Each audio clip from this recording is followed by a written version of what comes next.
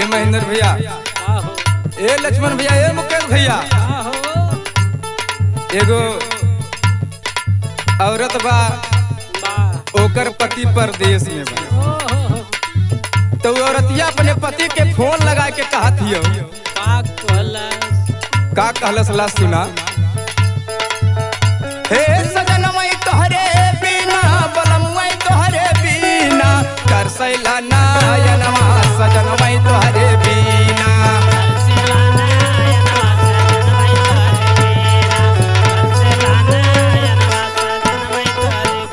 हे सजनवा तोहरे बिना बलमवा तोहरे बिना तरसैला नयनवा सजनवा तोहरे बिना।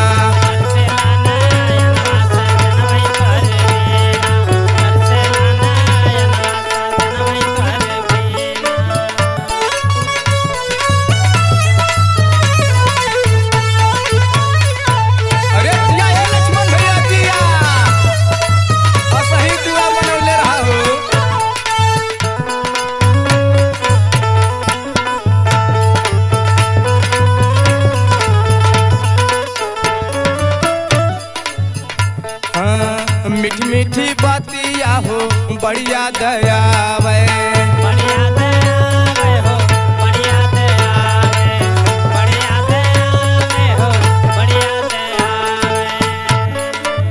रतिया के सपना में हमके जगावे, हमके जगावे हो, हमके जगावे, हमके जगावे हो, हमके जगावे। अरे धड़केला छतिया,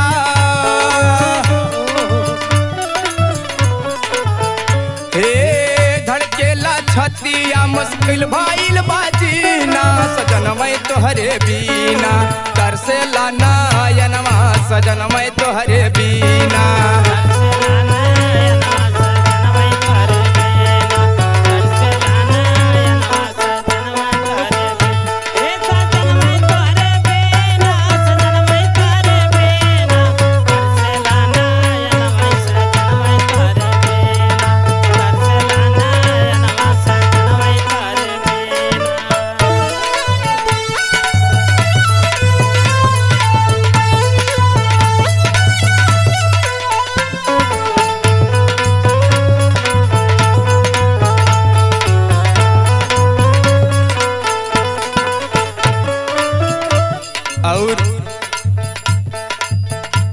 औरतिया आगे के लाइन में बतावत हियो,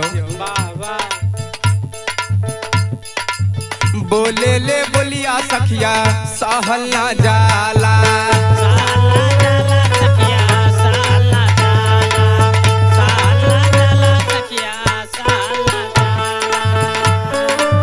तोहरे बिना ये सैया रहल ना जाला।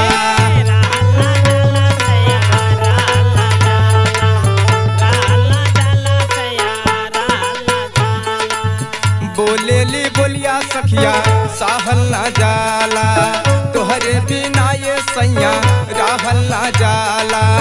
अंगुरी खियाइल हो कि न तो सोना दीनावा सजनवा तोहरे बिना तरसैला नयनवा सजनवा तोहरे बिना।